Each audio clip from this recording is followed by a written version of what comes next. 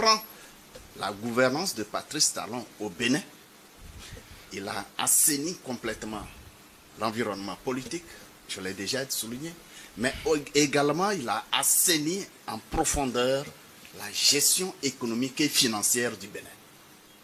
Et son homme de main, c'est Ouaddaï.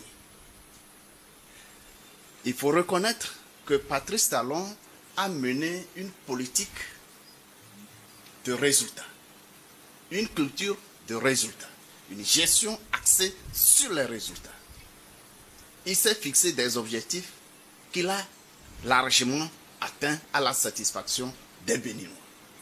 N'en déplaise les amuseurs politiques, on ne vient pas au pouvoir parce que on a pu haranguer les foules sans vision, sans objectif, et on accède au pouvoir. Pourquoi faire? C'est quand on est au pouvoir qu'on cherche ce qu'il faut faire. Non.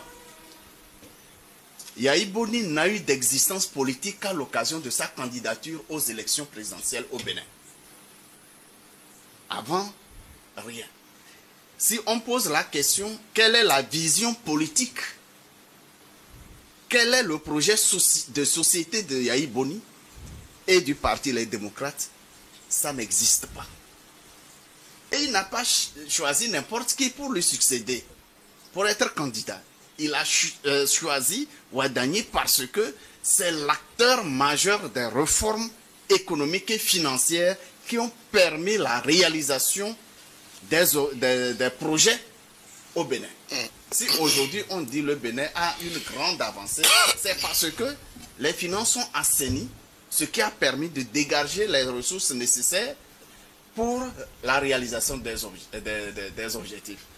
Ces réaménagements ont permis également de discipliner les Béninois, les travailleurs béninois qui s'amusaient dans un jeu de détournement. Vous savez combien de projets, combien de dossiers ont été déposés devant le script, c'est ça? Ils ont la criette. La criette, voilà. Cela a permis de discipliner beaucoup de travailleurs béninois à des instances impossibles qui se permettaient de n'importe quoi. Alors aujourd'hui, le bilan de Patrice Talon fait déjà une bonne part de campagne pour son successeur, qui n'est d'autre que Romuald Ouaddaï, l'homme idéal d'ailleurs.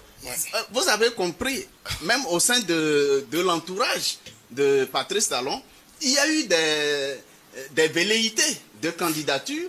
Certains se pensaient être des dauphins naturels politiques de Patrice Talon, mais ils ont été proprement écartés pour que l'homme idéal qui puisse assurer la continuité, non pas pour couvrir Patrice Talon, non, mais pour assurer la